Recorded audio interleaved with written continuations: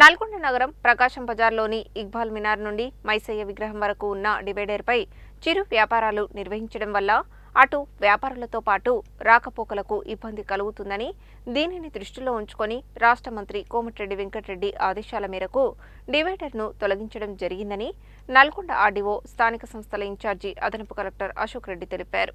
వీధి వ్యాపారులకు ఎలాంటి ఇబ్బందులు కలగకుండా వారికి వ్యాపారం చేసుకోవడానికి ప్రత్యామ్నాయ స్థలం చూపెడతామని హామీ ఇచ్చారు.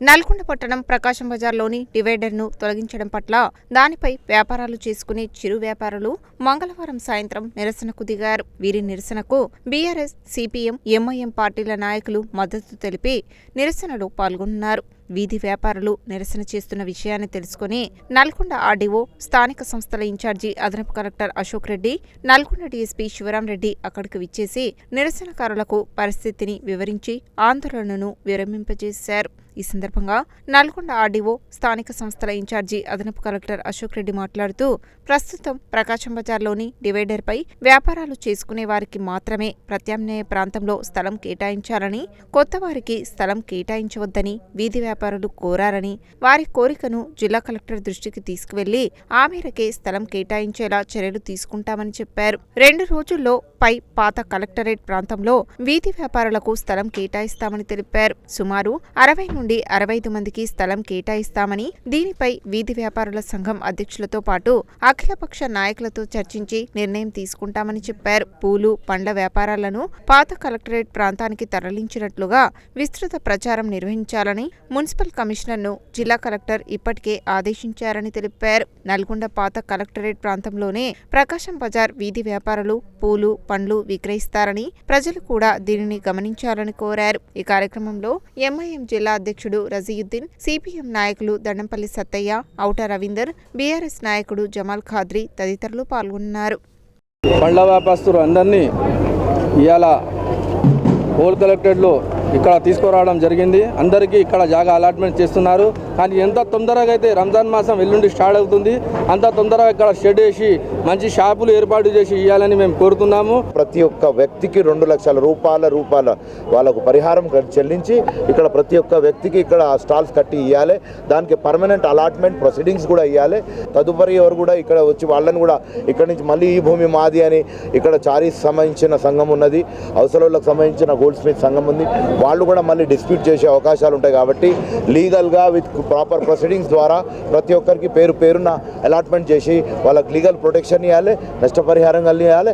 ఫ్యూచర్లో కూడా వాళ్ళకి సంబంధించిన ఏమైనా ఫండింగ్ ఉంటే మున్సిపాలిటీ ద్వారా వాళ్ళకి ఫండింగ్ చేసి ఆదుకోవాలి. సుమారు 100 మంది వరకు ఇక్కడ చిరు వ్యాపారులు రోడ్డు మీద బతికే వాళ్ళు ఉన్నారు. వాళ్ళందరికీ కూడా కేటాయించిన స్థలాన్ని తక్షణం తొందరగా దాన్ని ఏర్పాటు చేసి అమ్మకాలు కొనసాగించే విధంగా చర్యలు తీసుకోవాలి. ఎలాంటి జాప్యం చేయొద్దని చెప్పేసి ప్రభుత్వానికి విజ్ఞప్తి చేస్తా ఉన్నాం. అదేవిధంగా పట్టణ ప్రజలకు మరొకసారి విజ్ఞప్తి చేస్తున్నాం. పాత కలెక్టరేట్ ప్రాంతంలో ఉన్నటువంటి పండ్లు, పూల వ్యాపారస్తుల దగ్గరికి అందరూ వ్యాపారం ఇక్కడికి రావాలని చెప్పి కూడా ఒకసారి విజ్ఞప్తి చేస్తా ఉన్నాం. వాళ్ళ ఆర్డీఓ గారు ఒక హామీ ఇచ్చారు. ఆర్డీఓ హామీ ఇచ్చి మీకు ఫ్రూట్ షాపులకు అందరికీ పేర్లు తీసుకొని ఎవరైతే ఆ ఫుట్పాత్ మీద ఫ్రూట్స్ తయారు చేసిరో, ఫుట్పాత్ మీద ఎవరైతే అమ్మిరో వాళ్ళకి ఇది చూపిస్తానని చెప్పారు.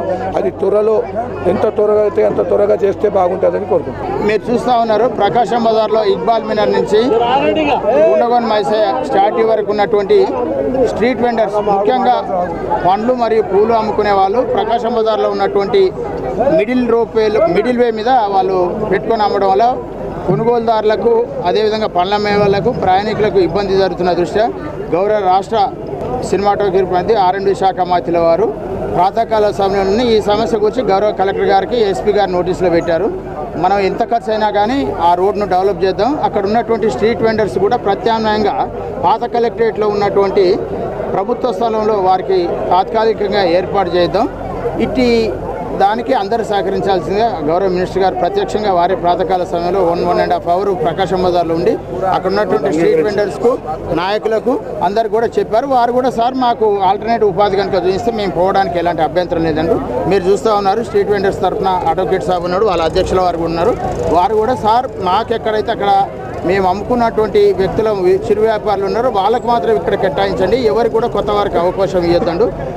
మీరు చూస్తూ ఉన్నారు మున్సిపాలిటీ వారు కూడా అక్కడ ఆ గవర్నమెంట్ స్థలాన్ని క్లియర్ చేస్తూ ఉన్నారు. దాన్ని రోలింగ్ చేసిన తర్వాత అక్కడ ఎవరైతే ఉపాధిని కోల్పోతున్నారో వారికే ఈ స్థలాన్ని గౌరవ కలెక్టర్ గారు నోటీసులు పెట్టి గౌరవ మినిస్టర్ గారి ఆదేశాల మేరకు వారి హ్యాండ్ ఓవర్ చేస్తాం. మేము రేపు ఈవినింగ్ వరకు 2 రోజుల్లో క్లియర్ చేయమని మినిస్టర్ గారు ఆదేశాలు ఉన్నాయి. అరౌండ్ ది క్లాక్ పనిచేసి రేపు సాయంత్రం ఈవినింగ్ వరకు రంజాన్ నెలపొడుపు రాకంటే ముందే ఇది వాళ్ళకి హ్యాండ్ ఓవర్ చేస్తాం. మాకు ఇప్పుడు ఇచ్చిన మేము వారినే అఖిలపక్ష నాయకులను అక్కడున్న స్ట్రీట్ వెండర్స్ అధ్యక్షుల వారిని కూర్చోబెట్టి వాస్తవంగా అక్కడ ఉపాధి కోల్పోతున్నటువంటి వాళ్ళు ఎంతమంది ఉంటే మాకు ఇప్పుడు వచ్చిన లిస్ట్ ప్రకారం మీరు చూస్తూ ఉన్నారు 40 మంది పండ్లు అమ్ముకునే వాళ్ళు అన్నారు. అదేవిధంగా పూలకు సంబంధించినటువంటి వ్యాపారులు కూడా వాళ్ళు లిస్ట్ రాసిస్తున్నారు. మేము అనుకుంటున్నాం సుమారుగా 60-65 మందికి అక్కడ వ్యాపారులకు ఇక్కడ తరలించబడతామని మేము అనుకుంటాం. ఇప్పుడు అది ఎన్ని ఫీట్లకు సంబంధించి నాకున్న సమాచారం ఉంది. మున్సిపాలిటీ వల్ల ఉండే లేఅవుట్ ప్రకారం సెంటర్ నుంచి 50 ఫీట్ల వరకు, అటు 25 ఫీట్లు ఇటు 25 ఫీట్ల వరకు ఉంటుంది. దానికి గతంలో మనం ఆ మధ్యలో ఉన్నటువంటి డివైడరు తక్కువ వెడల్పు కాకుండా ఎక్కువ వెడల్పు యాక్సిడెంట్ జోన్ ఏర్పడుతుంది కాబట్టి ఆ డివైడర్ను తక్కువగా మార్చి 50 ఫీట్స్ వరకు డెవలప్ చేస్తాం.